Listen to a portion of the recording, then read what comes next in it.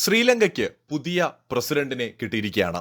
ശ്രീലങ്ക ചുവപ്പണിഞ്ഞു എന്നാണ് കേരളത്തിൽ പോലും നമ്മുടെ പല മാധ്യമങ്ങളും എഴുതിയിരിക്കുന്നത്. ശരിയാണ്, ശ്രീലങ്ക ചുവപ്പണിഞ്ഞിരിക്കുകയാണ്.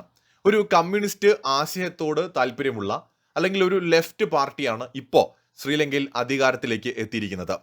പുതിയ പ്രസിഡന്റ് അനുര കുമാര ദിസനായകെ, അദ്ദേഹം ഒരു ഒന്നാം തരം കമ്മ്യൂണിസ്റ്റ് ആശയത്തോട് താല്പര്യമുള്ള ആളാണ്. കമ്മ്യൂണിസ്റ്റ് ആശയത്തോടെന്ന് പറയുമ്പോൾ സ്വാഭാവികമായിട്ടും നമുക്കൊരു സംശയം തോന്നും, അദ്ദേഹം അങ്ങനെയെങ്കിൽ ഒരു ചൈനീസ് പക്ഷക്കാരനായിരിക്കുമല്ലോ എന്ന്. ശരിയാണ്, അദ്ദേഹം ഒരു പരിധിവരെ ചൈനീസ് പക്ഷക്കാരൻ തന്നെയാണ്. ചൈനീസ് പ്രതിനിധികളും ക്യൂബൻ പ്രതിനിധികളും ഒക്കെ അദ്ദേഹത്തെ ഇടയ്ക്ക് കാണാറുണ്ട്. എന്തിനേറെ പറയുന്നു, അദ്ദേഹം ഇന്ത്യയിലേക്ക് വന്നപ്പോൾ ഇന്ത്യയിലെ നമ്മുടെ സീതാറാം യെച്ചൂരിയെ കണ്ടിട്ടുണ്ട്. അതുപോലെ തന്നെ കേരളത്തിലെ കമ്മ്യൂണിസ്റ്റ് നേതാക്കളെ അദ്ദേഹം കണ്ടിട്ടുണ്ട്. തീർച്ചയായിട്ടും അദ്ദേഹം ഒരു കറകളഞ്ഞ കമ്മ്യൂണിസ്റ്റുകാരനായി മാറിയിരിക്കുകയാണ്. നേരത്തെ ഒരു കമ്മ്യൂണിസ്റ്റുകാരനൊന്നും ആയിരുന്നില്ല. ഒരു തീവ്രവാദ സ്വഭാവമുള്ള പാർട്ടിയുടെ തലപ്പത്തിരുന്ന ആളാണ് അദ്ദേഹം. പക്ഷെ പിന്നീട് ജനാധിപത്യത്തിലേക്ക് അദ്ദേഹം പതിയെ മാറുന്നു. പക്ഷെ അപ്പോഴും ഇടത് ആശയങ്ങൾക്ക് വേണ്ടി അദ്ദേഹം നിലയുറപ്പിക്കുന്നു.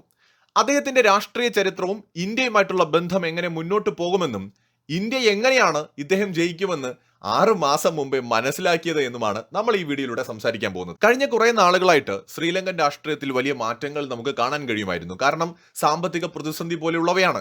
അവിടെ ഒരു ആന്റി ഇന്ത്യ ക്യാമ്പയിൻ ഒന്നും ഉണ്ടായിട്ടില്ല കേട്ടോ. പക്ഷേ സാമ്പത്തിക പ്രതിസന്ധി ഒരു വലിയ പ്രശ്നം തന്നെയായിരുന്നു. 55 വയസ്സ് മാത്രം പ്രായമുള്ള ഈ മനുഷ്യൻ സ്വാഭാവികമായിട്ടും ശ്രീലങ്കൻ ജനതയ്ക്ക് ഒരു പുതിയ പ്രതീക്ഷ നൽകിയിട്ടുണ്ട്.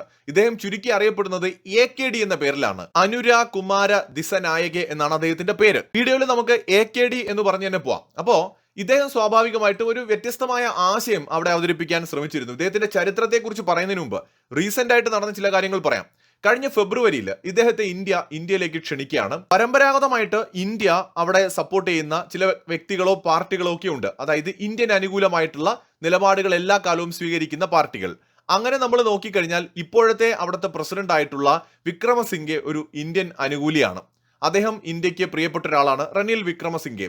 കൂടാതെ പ്രേമദാസ എന്ന് പറയുന്ന മറ്റൊരു ലീഡർ ഉണ്ട്. അപ്പൊ ഇവരിൽ ആര് ജയിച്ചാലും ഇന്ത്യക്ക് കാര്യങ്ങൾ ഓക്കെയാണ്, ഇന്ത്യയുമായിട്ട് ഇവര് നല്ല ടേംസിലാണ്. അതേസമയത്ത് ഇന്ത്യ ഇത്തവണ ഈ ശ്രീലങ്കയുടെ ഇലക്ഷനിൽ ഡയറക്റ്റ് കൂടുതൽ ആരെയും സപ്പോർട്ട് ചെയ്യാനോ അല്ലെങ്കിൽ ആരെയും അതുകൊണ്ട് തന്നെ വെറുപ്പിക്കാനോ ഒന്നും നിന്നിട്ടില്ല.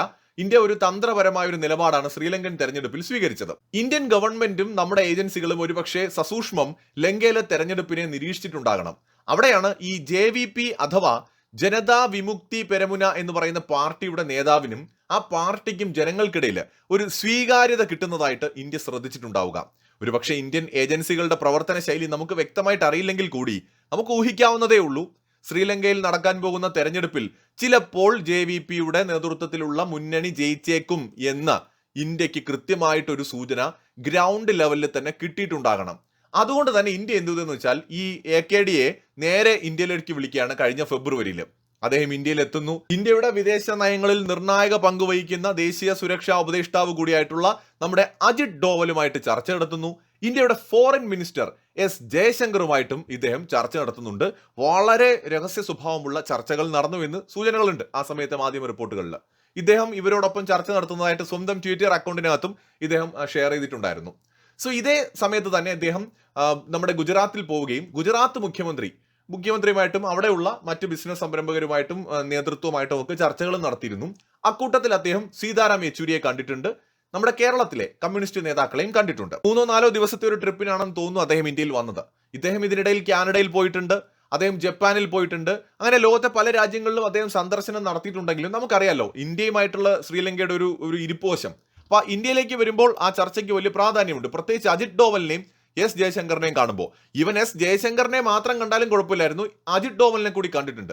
അപ്പോൾ ഫെബ്രുവരിയിൽ തന്നെ ഇന്ത്യക്ക് മനസ്സിലായി ശ്രീലങ്കയിൽ ഒരു രാഷ്ട്രീയമായിട്ടുള്ള ഒരു കാറ്റ് മാറി വീശുന്നുണ്ട്. മാത്രമല്ല ചൈനീസ് ഇൻവോൾവ്മെന്റും നമുക്ക് ഊഹിക്കാവുന്നതാണ്. ഒരു കമ്മ്യൂണിസ്റ്റ് സർക്കാർ അധികാരത്തിൽ വരണമെന്ന് ചൈന ആഗ്രഹിക്കും. പക്ഷേ ചൈനീസ് ഇൻവോൾവ്മെന്റ് ഇന്ത്യക്ക് അഗൈനിസ്റ്റ് ആകാതിരിക്കാൻ ഇന്ത്യക്ക് നിർബന്ധമുണ്ട്.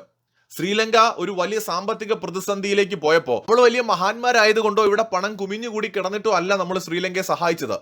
$4 ബില്യൺ നമ്മൾ സഹായിച്ചതിന്റെ റീസൺ എന്താണ്? ഒന്ന്, ശ്രീലങ്കയിലെ ജനങ്ങളെ നമ്മൾ നമ്മുടെ ജനങ്ങളായിട്ടാണ് കാണുന്നത്. കാരണം ഇന്ത്യക്കും ശ്രീലങ്കയ്ക്കും ഒരേ ചരിത്രമാണ് പറയാനുള്ളത്. ഇന്ത്യൻ ഉപഭൂഖണ്ഡത്തിൽ നിന്ന് അഥവാ ഇന്ത്യയുടെ മെയിൻലാൻഡിൽ നിന്നോ ഇന്ത്യയുടെ നമ്മുടെ സൗത്തേൺ റീജിയണിൽ നിന്നോ ഒക്കെ പല കാലങ്ങളിലായിട്ട് കുടിയേറിയവരാണ് ആദ്യകാലത്ത് ശ്രീലങ്കൻ നിവാസികൾ എന്ന് പറയുന്നത്. അപ്പോൾ ശ്രീലങ്കയുടെ മനുഷ്യവാസത്തിന്റെ ചരിത്രം തന്നെ ഇന്ത്യയിൽ നിന്നാണ് തുടങ്ങുന്നത്.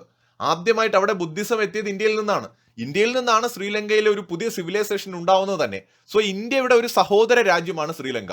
ഇന്ത്യക്കും ശ്രീലങ്കയ്ക്കും ഒരേ പാരമ്പര്യവും ചരിത്രവും ഒക്കെ അവകാശപ്പെടാനുമുണ്ട്. അപ്പൊ നമ്മുടെ ആൾക്കാരായിട്ടാണ് നമ്മൾ അവരെ കാണുന്നത്. ഇപ്പൊ നേപ്പാളിന്റെ കാര്യത്തിലും ബംഗ്ലാദേശിന്റെ കാര്യത്തിലും അല്ലെങ്കിൽ നമ്മളിപ്പോ ഭൂട്ടാന്റെ കാര്യത്തിലും ഒക്കെ എടുക്കുന്ന അതേ സമീപനമാണ് ഈ ശ്രീലങ്കയുടെ കാര്യത്തിലും എടുക്കുന്നത്. ഒരുപക്ഷെ കുറെ കൂടി ക്ലോസ് ആയിട്ടുള്ള ഒരു റിലേഷൻഷിപ്പ് ഈ ശ്രീലങ്കയുമായിട്ട് നമുക്കുണ്ട്. വളരെ പുരാതനമായ ഒരു സിവിലൈസേഷന്റെ ഭാഗമായിരുന്നു ഇതെല്ലാം.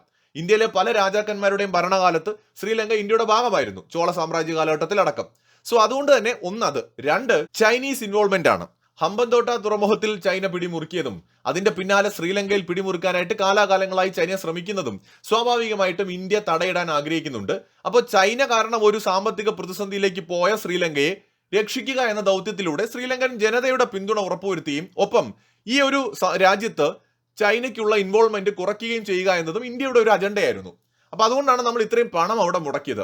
ഇന്ത്യയിലെ പല കമ്പനികളും അവിടെ ഇൻവെസ്റ്റ് ചെയ്തിട്ടുണ്ട്. അതുപോലെ തന്നെ ഇന്ത്യക്കും നല്ല ഇൻട്രസ്റ്റ് ഉള്ള ഒരു രാജ്യമാണത്.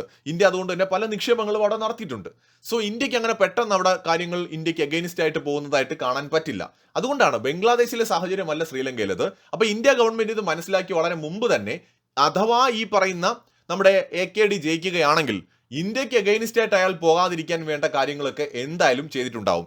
ഏകദേശം ശ്രീലങ്കയുടെ പോപ്പുലേഷന്റെ 15% അല്ലെങ്കിൽ 16% ഇന്ത്യൻ തമിഴ് വംശജരും ശ്രീലങ്കൻ തമിഴ് വംശജരുമുണ്ട്. അതിൽ 11% മുകളിൽ ഈ ശ്രീലങ്കൻ തമിഴ് വംശജരും ഇന്ത്യൻ തമിഴ് വംശജര് ഏതാണ്ട് ഒരു 5% അവിടെ ഉള്ളത്.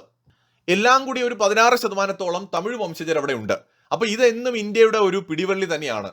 നമുക്കറിയാം, ഈ തമിഴ് വിഭാഗം അവരുടെ നിലനിൽപ്പിനായിട്ടുള്ള ഒരു പോരാട്ടം അവിടെ തുടങ്ങിയ സമയത്തുണ്ടായ ഒരു ആരോപണം, ഇന്ത്യയുടെ അവരിൽ പലർക്കും അല്ലെങ്കിൽ പല കൂട്ടർക്കും പ്രത്യേക പരിശീലനങ്ങൾ നൽകുകയും ഇന്ത്യയിൽ അടക്കം അവർക്ക് ട്രെയിനിങ് കൊടുത്തിട്ട് അവരെ മിലിറ്റന്റ് ഗ്രൂപ്പുകളായിട്ട് പ്രവർത്തിക്കുന്നതിൽ സപ്പോർട്ട് ചെയ്തു എന്നൊരു ആരോപണം നമ്മൾ കഴിഞ്ഞ നൂറ്റാണ്ടിൽ കേട്ടതാണ്. പിന്നീട് നമ്മുടെ രാജീവ് ഗാന്ധിയുടെ കാലത്ത് ഇന്ത്യ ഒരു സമാധാന സേനയെ അങ്ങോട്ട് അയക്കുന്നു. പിന്നീട് തമിഴരുമായിട്ട് വലിയ ഏറ്റുമുട്ടലുകൾ നമ്മുടെ സേന നടത്തുകയും ഒത്തിരി ജവാന്മാർ അവിടെ വീരമൃത്യു വരികയും ഒക്കെ ചെയ്തിട്ടുണ്ടായിരുന്നു.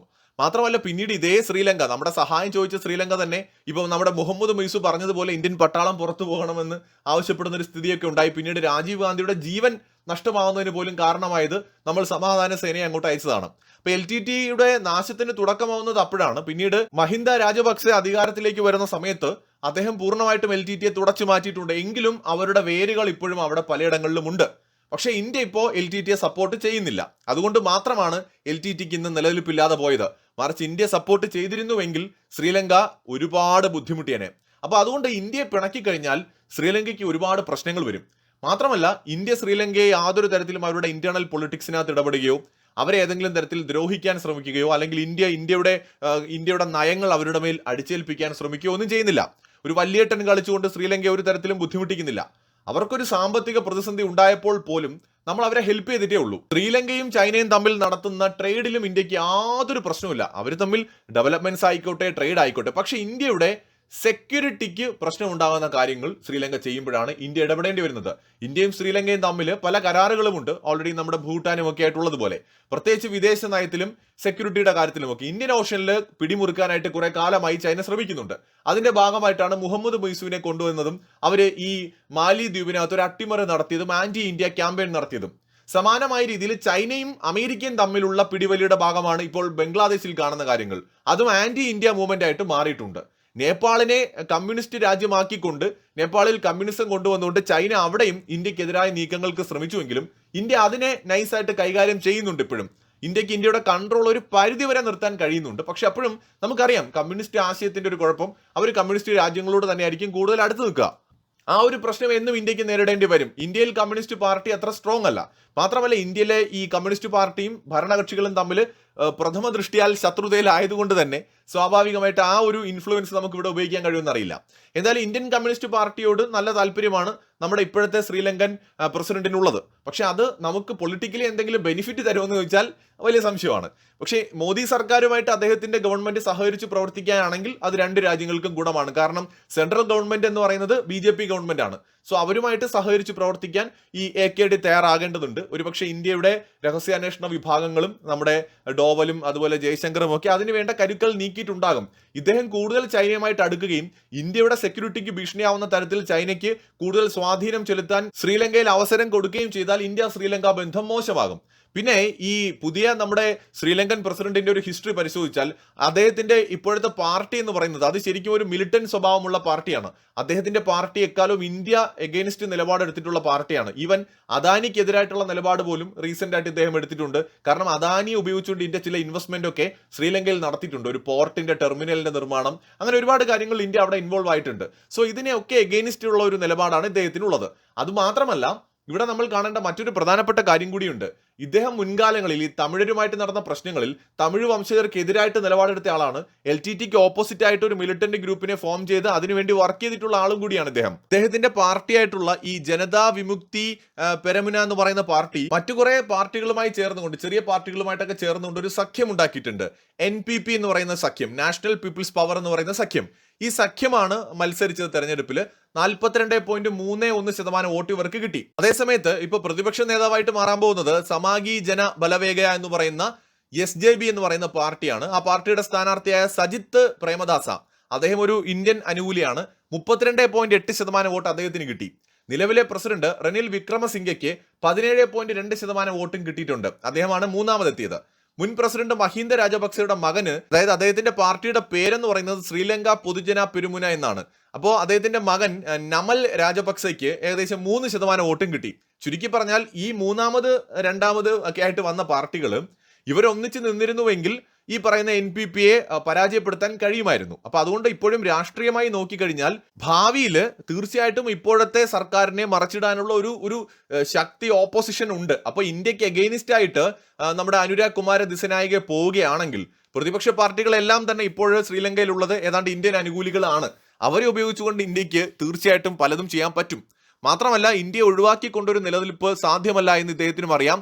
പിന്നെ ഇദ്ദേഹം ഒരു കമ്മ്യൂണിസ്റ്റ് ആശയക്കാരനായതുകൊണ്ട് അദ്ദേഹം ചൈനയോട് കൂടുതൽ അടുക്കുകയും അത് ഇന്ത്യക്ക് ഭീഷണിയായി മാറുകയും ചെയ്യുമോ എന്നതാണ് നമുക്കിനി അറിയാനുള്ളത്.